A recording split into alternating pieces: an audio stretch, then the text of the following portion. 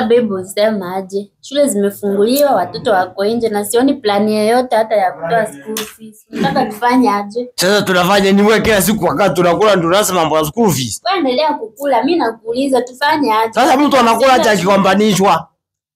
Mimi sijagombana. Nauliza vizuri. Si useme kama utaki nikule chakula uani uniambie niache. Jirani leo. Hizi ni tabia gani? Watoto hata kaa hivi na ukikula. So nisikule juu ya jirani. Ni nini mmeniamsha? Mnapigana nini? Hakuna kupigana. Mnapigana na mlikuwa mnakula. Sasa huyu kila siku shukuru ikifunguliwa anaanza kusema ati mama shukuru visi na nini akipika anaanza kukwambia wakati tunakula. Alipia watoto school fees. Madam watu hawaishi hivyo. Si ndo anamwambia? Sasa niambie tangu shule zifunguliwe ni wiki moja imeisha. Mnakaa chini, mnaelewana kama watu wazima. Sio ya kupigana siku hizi, kupigana ilisha.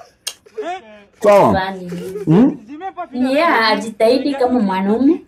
Watoto waende shuleni wiki ya pili.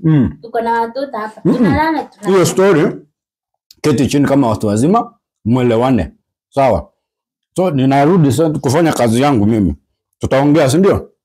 Sawa. Unaona aibu na wewe.